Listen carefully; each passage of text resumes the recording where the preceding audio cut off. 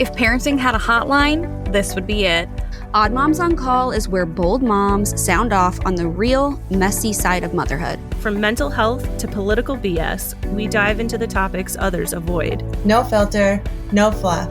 Subscribe on Apple Podcasts, Spotify, or Buzzsprout, and join the call that always keeps it real.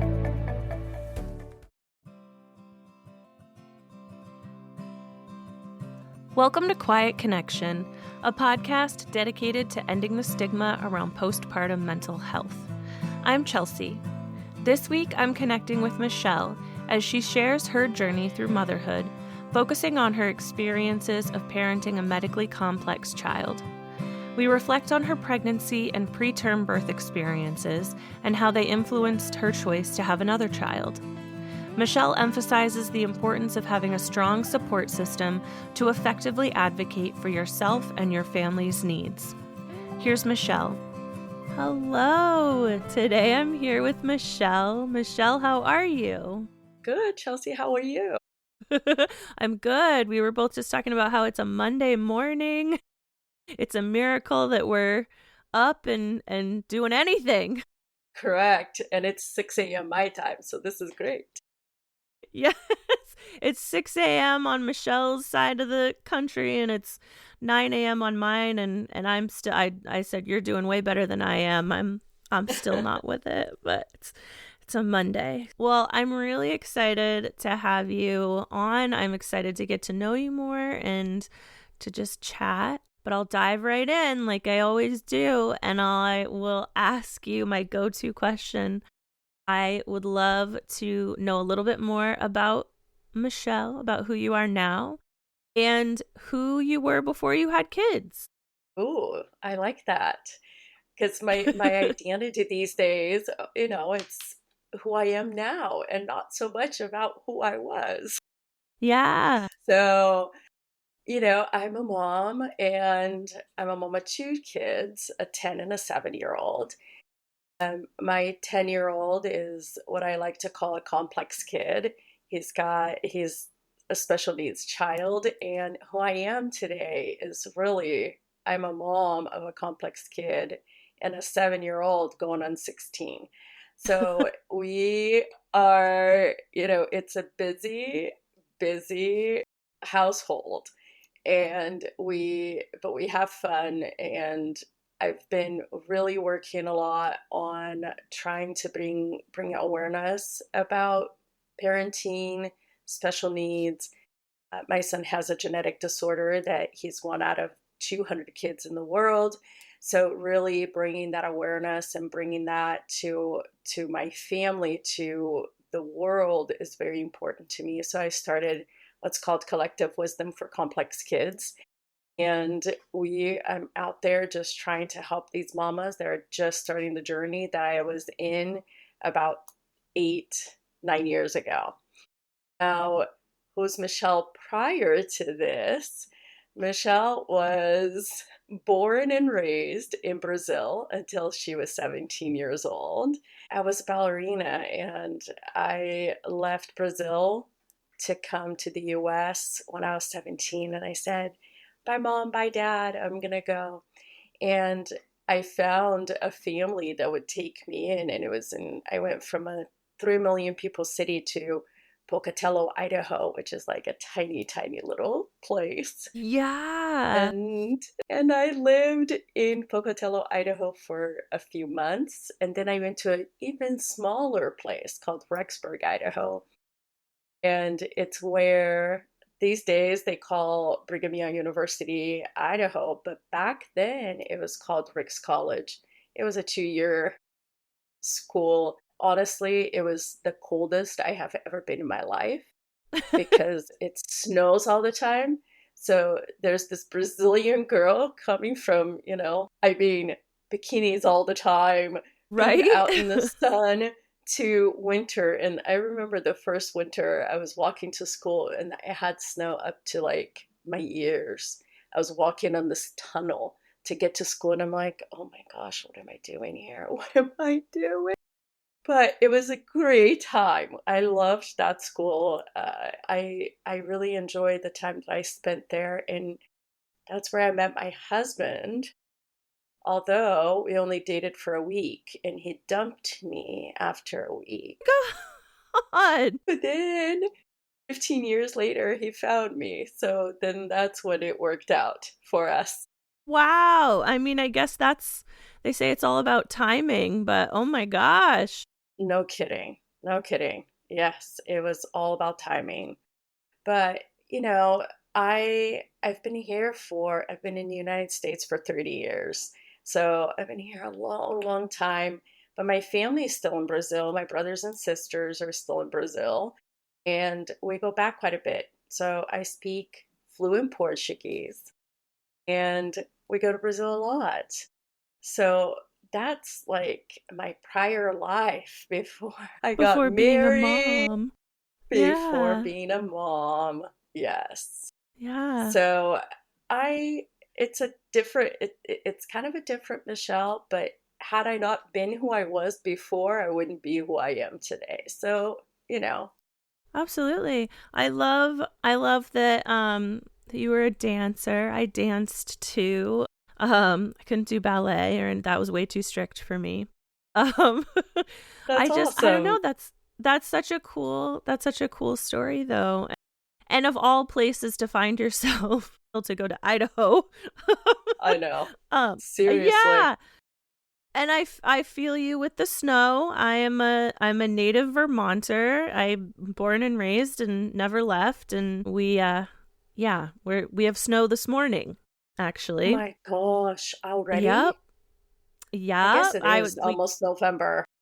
It is. Yeah. We usually start to get snow in October, and so yeah, I know the snow story, and I don't like it. So you'd think I'd leave, but I don't. I just stay here. But Yeah. anyway, so you met your Anyway. husband. You met your husband when you were in college.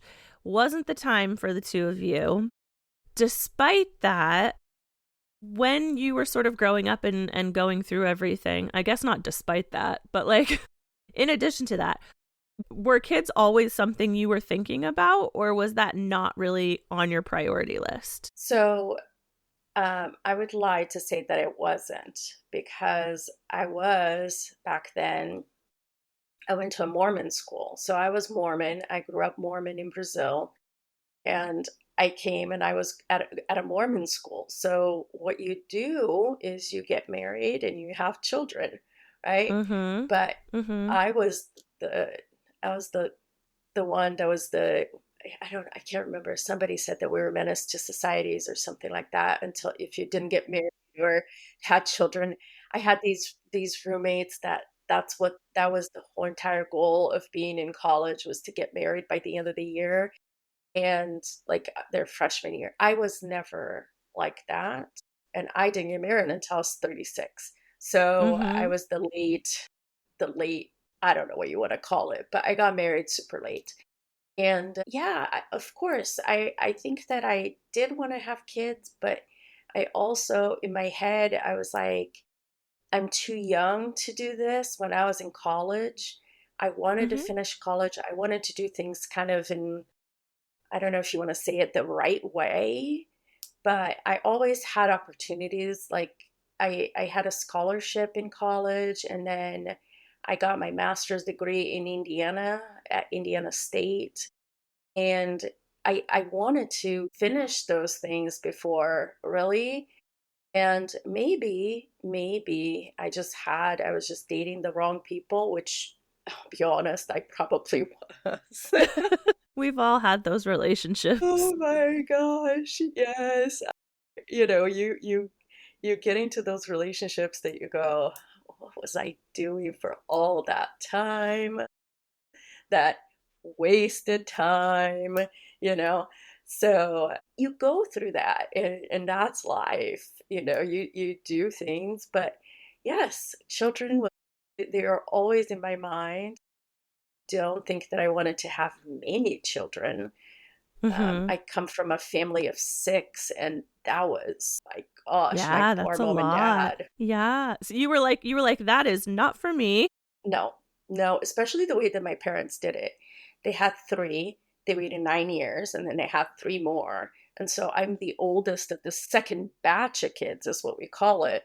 I mean, we were kind of raised by my older siblings. And so to this day, they're still like very involved in our lives. But it's funny. It's funny because I mean, my parents, who knows why? Like 9 years, Yeah. 9 years. And then you start diapers and bottles all over again. I don't know if that's something that I could do. Probably not. Yeah. I mean, I only have 2 kids and they're 7 years apart, and that still felt Oh, huge. girl. Yeah. That felt huge. It's like, oh my God. Yes. Yes. I can't imagine your parents having 3 teenagers and then 3 kids that are like 5 or like under 10. You know what? Oh my God, I can't picture that. It must have been very interesting. My sister would get, I remember this. She had a Fiat, and it was a small little car. And I remember they used to get us up in the morning and get us to school. And she was the one that drove us. So all 6 of us would get in the car because we would go to the same school. It was a private school. And they would just like, she was the one driving us.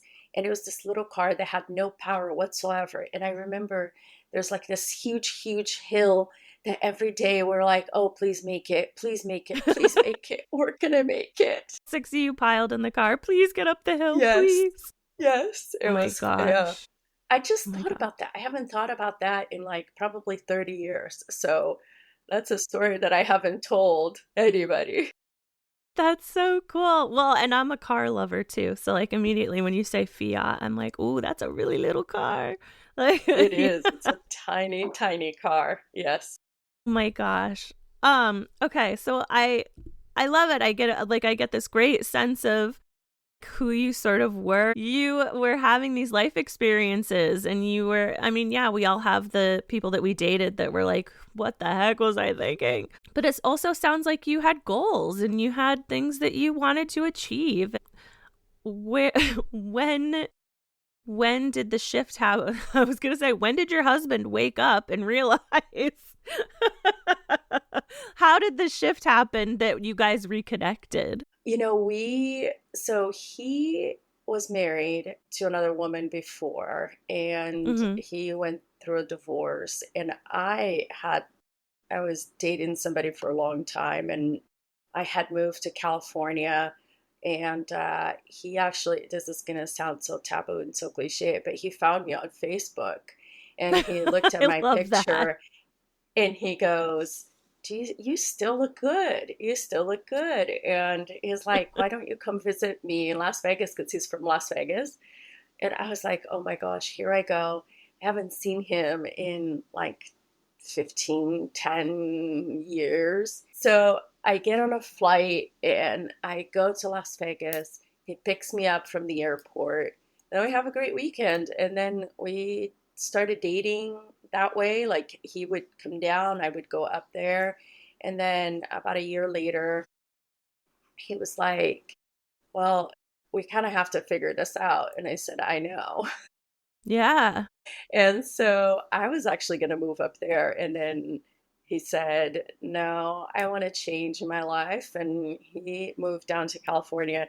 And we've been in Huntington Beach this whole time. I think we've been together. It was 2010 when we reconnected. So 14, going on 15 years.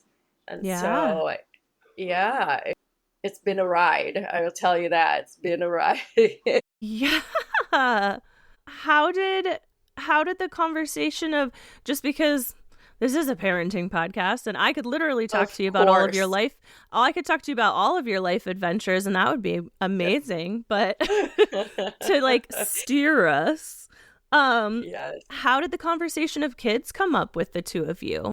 Come on, hurry up. I'm 38 and we got to do this if we're going to do it. That was just how it was. It was like, hey, clock's ticking. Pretty much. Yes. I was like, well, first of all, I was like, okay, we got to get married first.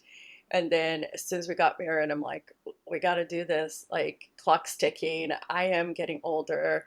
And really, I had very hard pregnancies. And so I think back and I go, would it have changed had I got pregnant earlier in my life? I don't know, and who knows? But Right. I was like, okay, we got to do this because I don't want to be like a 45-year-old parent to a baby. So Mm-hmm.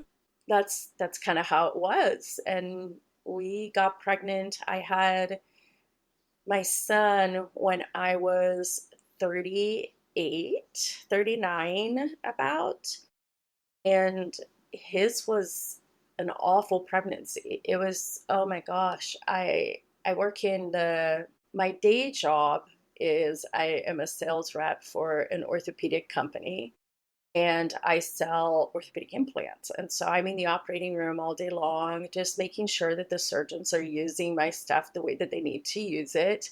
And so I'm constantly there and I'm on my feet all day long. And Yeah. so I got pregnant. I was followed pretty closely.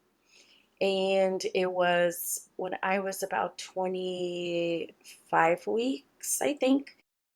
I had an ultrasound and they said, everything is great. Come back in 4 weeks, we'll do another ultrasound. And the last week, I was like, something is like, he's not really like, I feel like there's this tightness. I don't really feel him that much. But we were going in for an ultrasound, and I said, okay, well, let's just see how it goes. I got there and I had no amniotic fluid. I had none. They rushed me to the hospital, they admitted me to the hospital, and they started pumping me IV and all kinds of stuff. They're like, you got to drink this much water, gallons and gallons and gallons of water a day, just to see how long we can keep him in, because the longer he's in your, the better off he's gonna be. So we're talking to the neonatal care, because like they're, of course, he's probably most likely going to be in the NICU, so we'll probably have to have these conversations. But I was basically bed rest in the hospital for 3 weeks before I had him. And I know this is parenting and it's, postpartum mental health. No, And it's let's all talk about it. It's the that, whole No, it right? is. It's the whole spectrum. It's the whole experience. So going through your first pregnancy to begin with is terrifying for anyone. And to have it be so difficult and to go from everything's okay to everything's really not okay, like that plays a huge role in the rest of the journey. Did he end up coming early? So because I had low amniotic fluid, he would have D cells in utero. So his heart would just drop very low. And then I would have a bunch of nurses running into the room, turn over, turn here, let's try to move him, let's try to do this. And it was like that for 3 weeks. It was, oh my gosh, it was, I literally did not leave the hospital for like almost a month. When he was about 32 weeks, he dipped so low that they said, today is the day. So they prepped me for a C-section. We went in, and there was a humongous team in the room because they could tell that he was going to be very small. And then you have, they come and they talk to you. They have the conversation of, okay, well, he's probably going to be in the NICU. Then, there is a possibility that he might not be breathing, so we might have to help him breathe. And there's a possibility of all these, and they go through like the worst case scenarios with you. And you're like, okay. And really, like, what can you do? Right? You just go Yeah. along with this because there's nothing else you can do. You have zero control over this. We had a C-section, and as soon as he came out and I heard his little voice crying, I said, oh my gosh, he can breathe. I remember Yeah. that coming into my mind. I was like, okay, he can breathe on his own because he's crying. So they grabbed him, they put him right here, and he was 3 pounds, 3 pounds, 1 ounce when he was born. They whisked him away because they needed to do all, everything that they needed to do. Oh, and then the next time I saw him, he was in the, what we like to call the incubator. It's an isolette, is Yeah. what they call it. And he was there for 4 weeks in the NICU. Yeah. And for 4 weeks, I would get up in the morning and I would go there. I would be there by 7 a.m. just so I can hear when the doctors are coming by to do their spiel.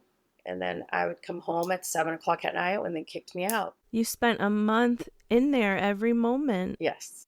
Yeah. And that's, I look at the NICU nurses, right? They really taught me how to be a mom because I mean, for a month, that's what you do. You go in there and they tell you, okay, it's time for him to eat.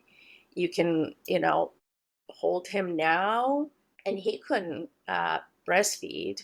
And so I would pump and then they would feed him my milk because he had a tube for a little while. Because at 32 weeks, babies don't suck, swallow, and breathe. I don't know if you knew that, but Yeah. they can't eat on their own. And so we had to wait for him to get a little older. That's why basically the eating was the reason why he didn't come home until 4 weeks later. That was a hard time. That was a hard time. It's a whirlwind into the start of your parenting journey. Like, Yes. a whole lot of chaos. But you also had nothing to compare it to either.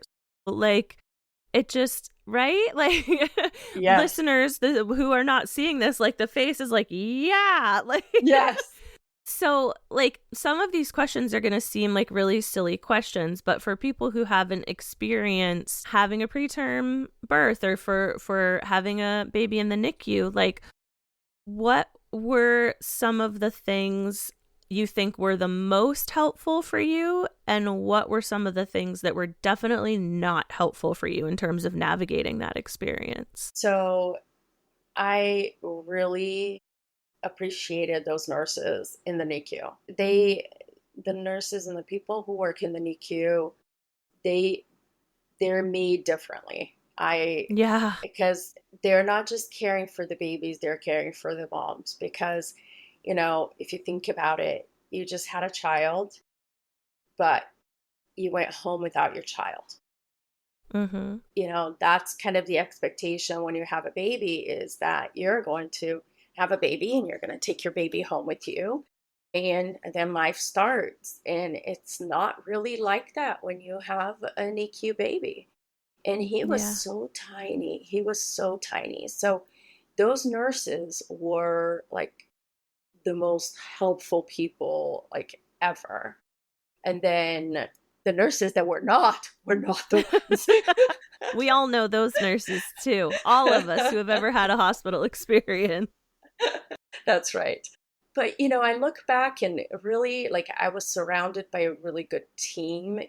I had my baby in a really good hospital. And so I was very grateful for the opportunity that I had to have him there and not just anywhere. The not helpful things were, I don't know, probably, I don't know. I really can't think of, like, really, people during that time, they come together for you. Like, my husband was working and that was hard. That was really hard because he had just started a job and so he couldn't take that time off to really be with me. We didn't think that this was going to be happening so soon, right? We still had 3 months plus to go. And one thing that I did learn is do not move when you're pregnant, because we moved and then a week, like 2 weeks later, I had my baby. And I know 2 people that did the same thing. They moved and then 2 weeks later they had their baby, and they think that all that stress just caused them to come early. I don't know. But yeah, it was a hard time. And the things that, and really people come together. People come to see you, like your friends, and everybody wanted to meet my little Drake, and it was hard because a lot of them couldn't. It was because of the NICU. Mm-hmm. At least it wasn't during COVID, because I don't even Right. know how people during that time did it, because they probably only allowed one person at a time, and how do you get the support from the outside world? I cannot even imagine. So, but anyway, Yeah. that's a whole other conversation to have. Yeah, I was going to say I've talked to a lot of COVID mamas and mamas who had NICU babies during COVID times, and yeah, it just sort of all of the things that are challenging just get amplified, but that's what COVID did to everything. Mhm. Yeah. Yeah. But I'm so happy to hear that you had a good support system around you. And yes, it was challenging because your husband was working. Were you able to sort of feel like, obviously this is not a time where you're your best self and you're able to do all of your like best self-care, but did you Mhm. feel supported enough that you were able to like stay grounded and be present during that time? I mean, I had to be for my Yeah. son, right? Like I'm the kind of person that if I have a reason, I will focus on that reason. Like the Mm-hmm. the anxiety in me, like my son is my priority. I'm not the priority right now. And so I had that. So I was grounded because of him. But I mean, I would come home and I didn't have him, and I would fall apart at night. Yeah.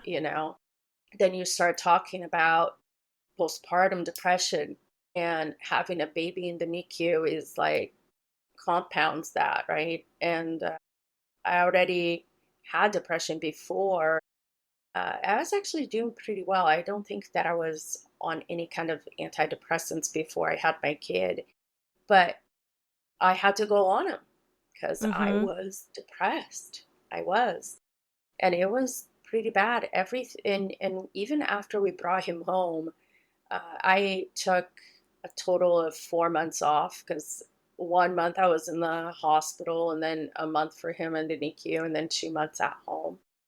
Mm-hmm. And I was lucky that I was able to do that in the state of California. It was it was tough, and I said all I did was cry. And so, Mm. I mean, I had to. They were like, "Here, you have to take this, because if not, you're gonna fall apart." And I'm not anti, and so I was like, "Okay, let's do it. Let's do it." Yeah. So And you found that helpful? it was helpful to me. I don't Yes. know. I know that there are a lot of people out there that are against this, but for me, I had to, because I Yeah, was absolutely. really falling apart, especially when I came home, because I was home by myself all day. Mm-hmm. In the NICU, at least you had people to talk to, you had the nurses there. But once you come home and you're home by yourself with your child all day long, and you can't really have people come see him, because if they bring anything, he's so tiny. So we had all those things all at the same time. So being alone, it was awful. But like I said, getting the help and looking for that was what helped me, for sure.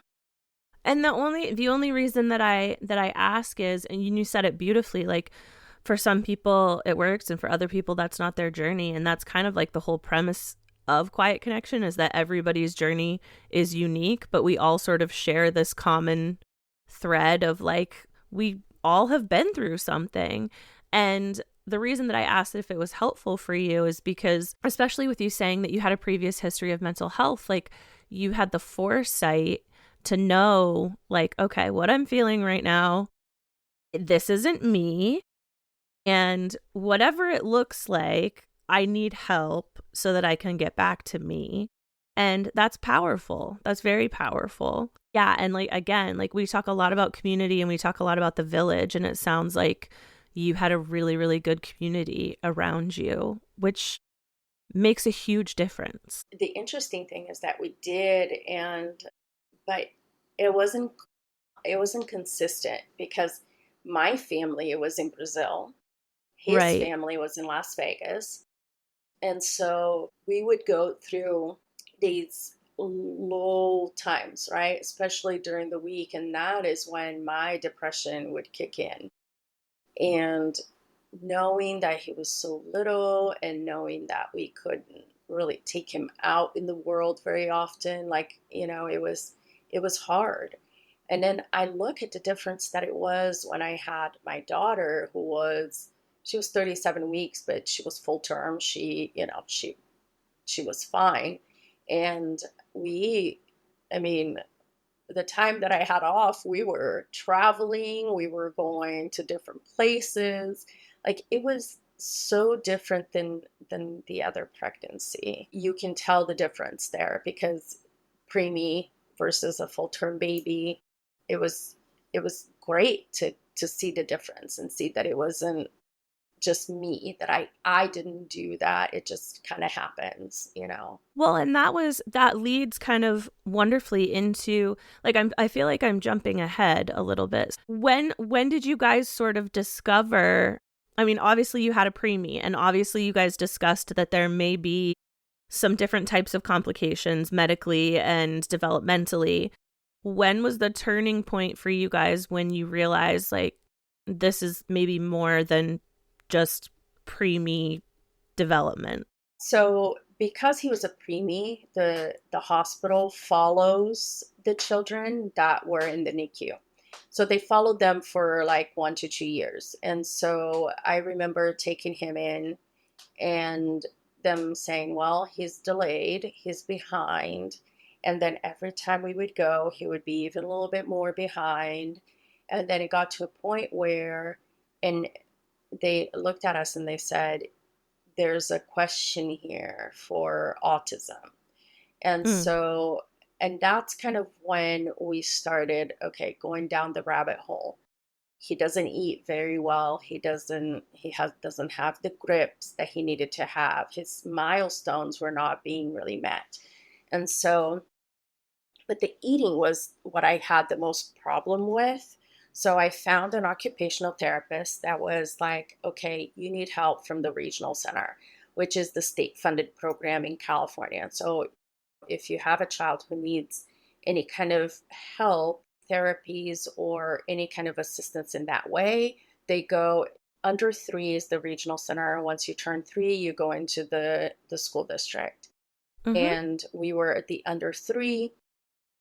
We started ABA as soon as that started, and then we did occupational therapy, and then we did speech therapy because he was behind on the speech. When he turned 3, I could tell that his speech was, he couldn't say mama, he couldn't say dada, he grunted, and he was a very social little boy, but he would grunt. That's all he could do. And so I started searching. There was a question for what's called childhood apraxia of speech. And I found one of my friends was a speech therapist, and she said, you need to, Nancy Kaufman, who is like the guru of childhood apraxia of speech, you should send her a video of your son. And I sent it to her, and she calls me the next day. And she goes, Michelle, I cannot help your son. Like, he has no sounds. And so I got to send you to a friend of mine who is in Connecticut. And so I had just had my daughter. My husband and I, we got on a flight and we went to Connecticut, and we took him there to meet the speech therapist. And we left my 4-month-old daughter behind with family, and we went there. And that is when everything started turning for us. He had an issue. He's 3 years old. He can't talk. Something is going on. And then the question of it, and I feel like as soon as a child can't talk, the first thing that everybody goes to is autism. In my heart, I didn't think that that's what it was because he was so social. And we learned how to do all this other stuff, the myofascial stuff and biting down and giving just special spoons that we needed to use for his feeding. And then the sensory processing stuff, we ended up seeing an occupational therapist there, and she did a whole thing with him. And then we saw a physical therapist that did water therapy. So I came back and I'm like, okay, we need to find these people here. So we found a speech therapist she literally was the most amazing person. And my husband drove my son an hour and a half every 3 times a week up to LA so we could see her. But she was a childhood apraxic speech trained speech therapist. And she kind of just started finding us, okay, so you need an occupational therapist. And then we found this physical therapist that was a water therapist just right here, right by our house. And I was like, you've got to be kidding. This is amazing. Yeah. And that's how he learned to swim. But anyway, going back to everything else, I feel like, the journey started when he was 3, but really, had I not looked for those things, had I just accepted the fact that this is it, he would have been, we wouldn't have found these interventions, and an early intervention is the most important thing you can do for a child that has any kind of problems or delays, if you want to call. Yeah. I know I told you I was going to jump around a little bit, but because you sort of talked about how this was all unfolding after you had just had your daughter, I'm going to backtrack us a little bit. So you're experiencing these things with your son. Did those experiences and your birth experience, did that impact your decisions at all to have another child? Or did it maybe make you think about the experience a little differently? So it's funny that you asked that, because I remember, through all this, we're like, okay, do we want to do this again? How are we going to do this? What if we have to do this all over again? Mm-hmm. And my husband was the one, he's like, you know what? He needs a buddy. He needs a friend. He needs a buddy. And we were like, okay. So that's a whole other journey and probably a whole other episode that we can talk about. Yeah. But, we had a miscarriage, and we decided, I went to a specialist and he said, 1 out of 9 of your eggs is good. I was already 41, and I'm like, okay, so what do we do? And anyway, we were going to start the process of IVF on a Monday. On Sunday, I found out I was pregnant. So, oh my gosh. And then we had my daughter. Just that whole process, right? It never ends, it felt like. But it was, I look at them now, and it's a love-hate relationship because they're brother and sister. But, it's 1 minute, I hate you, screaming, get out of my room, don't play with my toys. And then they're just, come here, you be my prince, I'm going to be a princess. And he plays along so well. And so, like I said, it's the love-hate relationship. But she stands up for him. She is like his protector in a way. And he protects her too, but I think it's more the other way around because, he has that delay, and he has the developmental delay and things like that. But I'm so grateful that we brought her into this world, but making that decision was not an easy decision, especially for me, because I was like, it was such an awful experience being pregnant. And her pregnancy wasn't great either, but at least we didn't have a NICU baby. Mm. At least. Yeah, you got to experience a a different birth experience.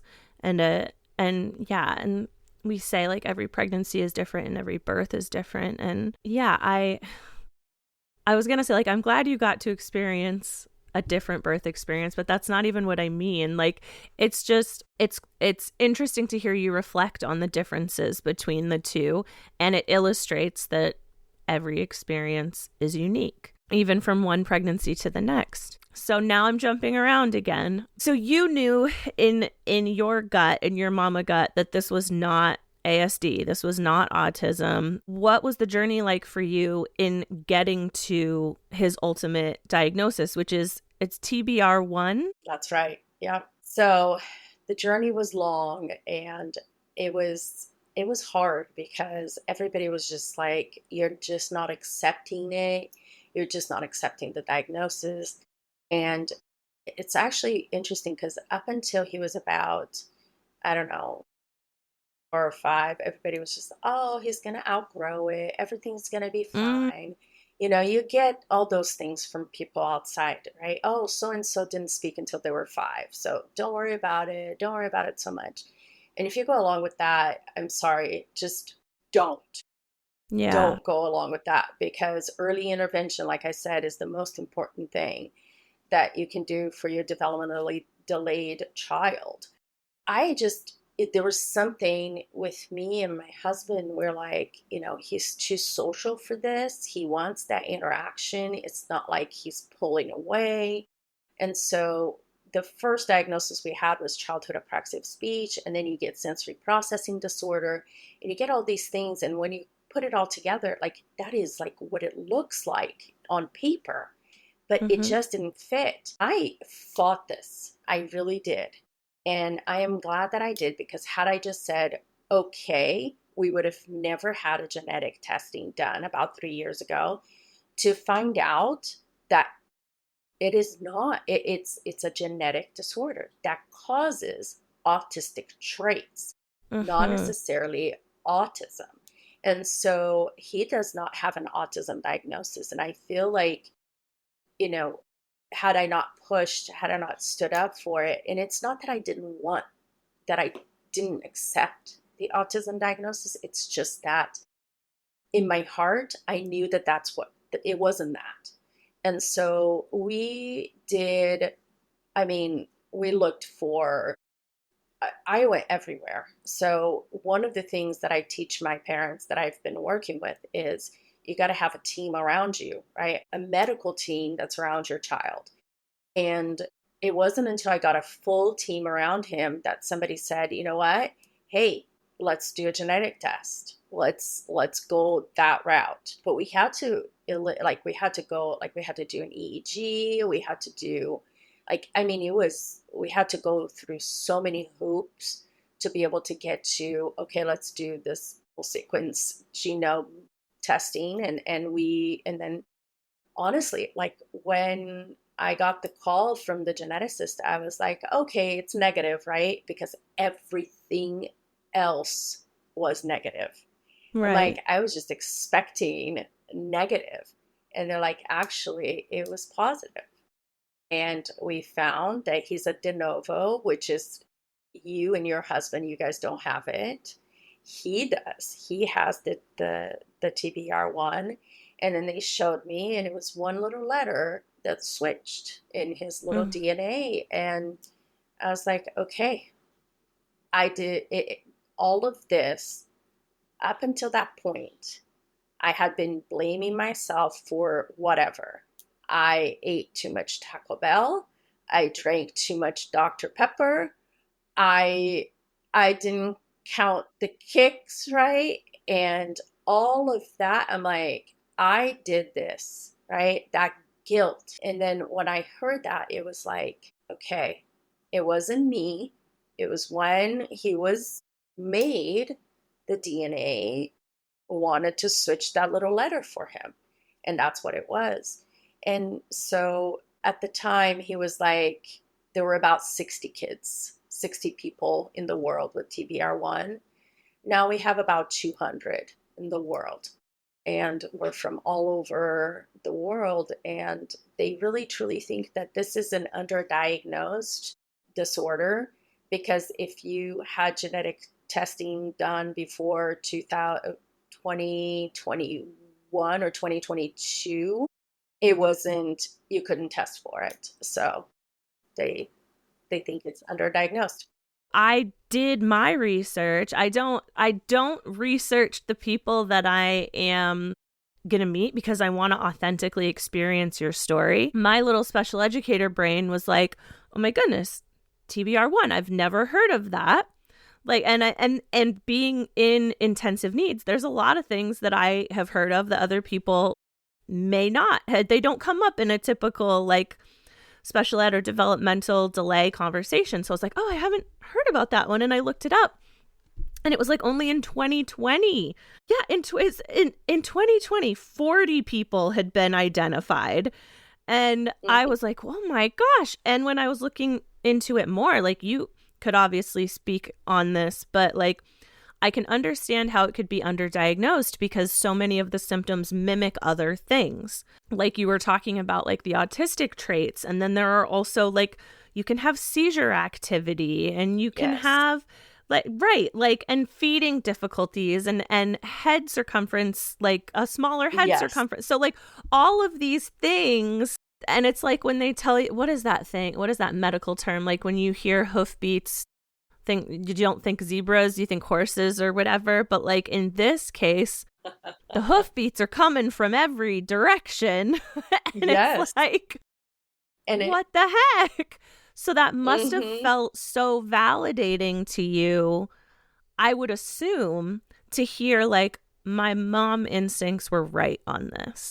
Yes. And also, like I said, it was that letting go of that guilt that I had carried on for so long and knowing that it wasn't me. I think that was the biggest thing. It was, understanding having that understanding that it wasn't. At the same time, you go research and there is one paper or there's, like 2 people in the world talking about this and they go, there's nothing we can do about it. You treat the symptoms. Did we do anything different from when we didn't know his diagnosis to what we do now have? The only difference is that we're actually able to get more services through the state because of that. And my kids are awake. And so I can guarantee you that I can hear mom coming from there and it's him. So hopefully they will not barge in. But he, and you just don't know what is going to bring. And nothing changed. Nothing changed. He's still in speech therapy. He's still in occupational therapy at school. He's in 5th grade, but he can't read and he can't write. So he's still developmentally delayed. And so we're trying to give him the tools to have the best life that he can have now. And of course, we're still going to keep trying to get him to read and write because this is an important thing. But he's 10 and he's not doing it. Like he's just now getting a little bit of inquiring mind about reading books. And he wants to go to the bookstore and he wants to buy different books. And he's really, really into the Wild Robot right now. And so is my daughter. My daughter is too. Yes. Yes. It's great. It's great. And so, and like I said, nothing changed. We didn't do anything different, but we know what it is. And there's an awareness that needs to be brought into this world. I was watching this thing the other day, the undiagnosed, and all these kids and all these people in the world that really, they don't even have a diagnosis, but everybody knows that there's something. So they have multiple diagnoses, but not really what is causing all of these diagnoses. And we were the lucky ones to be able to find this. So, yeah.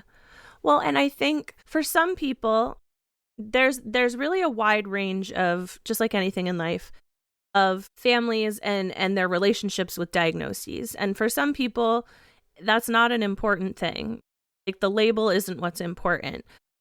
And for some people, it is very, very important. It sounds like, if I'm interpreting your experience correctly, is like the validation of having the diagnosis was one for you. You were able to sort of breathe this sigh of relief in terms of like knowing. In the same breath, your son didn't change. He was still your son. He was still the same child he was 5 minutes before you received that diagnosis. But now you have a name for it. You can recognize other people who are going through a similar situation and create community in that sense. And moving forward, you're able to hone it. I mean, maybe not you personally, but the community that you find yourself in is able to hone in their resources on learning more about it. And maybe in the future being able, like when you say like, well, you just treat the symptoms, maybe one day it'll be something different. Like they'll make a breakthrough or something. Like honoring the journey, that for some people the label isn't a big deal. But I love the sort of balance you have between like, he's still my son. He's the same person that he was before. And we're going through this journey in the way that we're going through this, but having this diagnosis gave it a name and gave us sort of like a path forward. Am I interpreting that correctly? Sure. For sure. Oh my gosh, perfectly. Because yes, Okay. like and here's the thing too, is like, as you were talking, I started thinking about my sister-in-law and how, like, just in the family in general, it was like, just take the ASD diagnosis, just take the autism diagnosis. You're going to get more services. You're going to, all these things. And I mean, but it wasn't that. And I knew it in my heart that it wasn't it. But then, like, there was that thing of, you're crazy. Like, you're searching for something that it's not there. And I think that that's kind of what a lot of people were coming to me about. And once we got this diagnosis, it was like their words.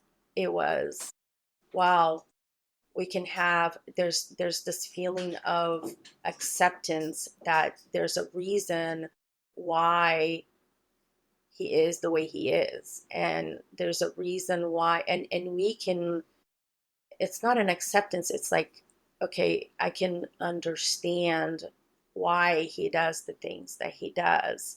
And so I feel like that was a little bit better. There is a reason behind it, and they understand better and accepting that this is not something that, it's not me, it's not my husband, it's not the way that we parent. It was just something that it was, there's a diagnosis there. So to me, that was very important too, for other people to understand and have that understanding of who he is and why. Yeah, absolutely. That makes so much sense. So we've talked a lot about your son and your experience of your son's like developmental journey. My question for you would be, and you sort of alluded to this earlier, like when you said like, well, I just had to do it. I just had to do it if I had to do it for my son. Were you able, and are you able to still recognize and meet your own needs throughout this journey?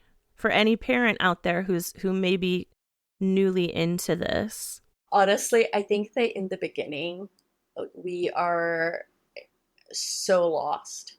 And this is where I've really changed who I am in the last few months, because this is exactly what I'm trying to do, is to help those parents that are just in the beginning of this whole process. Right? They know that there's something wrong. You're thinking that you're a bad parent. You're trying to figure out, like, or you just got the diagnosis and you don't know where to go and what to do and what are the expectations, what are the services I can get. And so that is when you're going through that, you're not thinking about yourself. You're Mm-mm. not. And it's so easy to forget. It's so easy to forget. And for me, like, I finally made the change that I'm going to use this for good, and I'm going to try to help other parents. So this is giving me something to look forward to. But for the parents that are just starting, one of the biggest thing I say is you have to take care of yourself. And if you don't, it's going to be a tough time. It's going to be a tough road. Just remember that if you're not well, your child won't be well.